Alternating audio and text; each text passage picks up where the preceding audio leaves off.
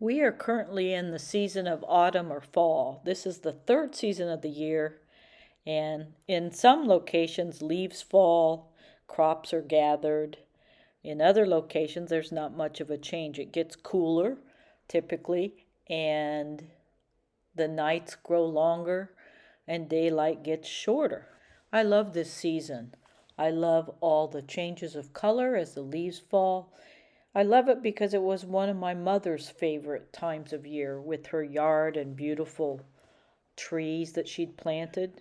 The pictures you're seeing above are of my mom's yard, her trees. In the book that I published, A House Inside of Me, her poetry, I had a section on nature, and I want to read just a little bit from it. Trees are naked. Marion's yard became a forest over the 50 or so years that she owned her home. When she walked a person around her acres, she would tell you a story about each tree, where it came from, how she brought it back to her yard, how she planted it, and how old each tree was. It therefore seemed appropriate to include the first poem, Trees Are Naked, in this chapter on nature, as Marion loved the trees and watched them in wonderment across the seasons of time. This poem is known as Trees Are Naked. When the trees are naked, lost all their clothes, and a cold wind blowing, and their limbs are froze, God in his infinite wonderful plan starts the spring cycle over again. Soon the trees appear in their new green gowns, and the crocuses and lilies start blooming all around. Then the springtime appears in its glorious array, and winter has to leave, for the cold can't stay. The trees lift their arms high up in the sky, and they wave to the birds as they fly by. Come on down, there's a place to rest. Choose a spot and build a nest.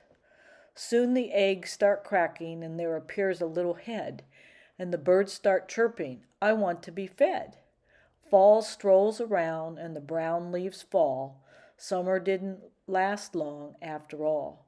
The squirrels start scurrying high up in the trees, getting lots of nuts ready for the winter freeze. God in his infinite, majestic plan starts his grand cycle all over again. The seasons of winter, spring, summer, and fall are the seasons of life that call to us all.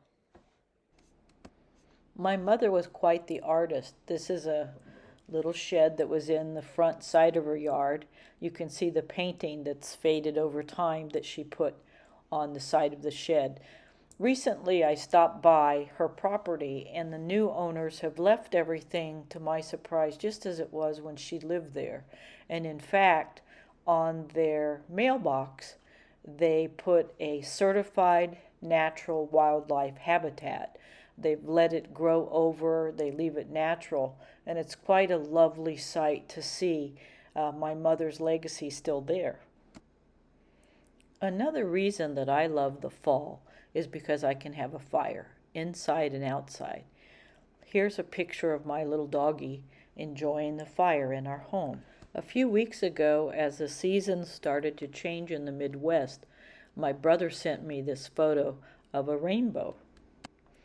On a recent drive across the plains, look at the beautiful colors at sunset. I also particularly like the seasonal foods like the pumpkins and the spices that you can typically only get in the fall.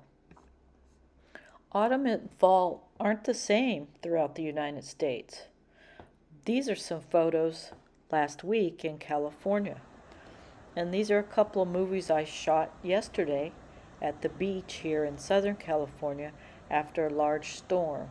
I like the next morning after a storm because the waves tend to be larger and more exciting. Today I send you gratitude for seasonal delights of autumn and fall.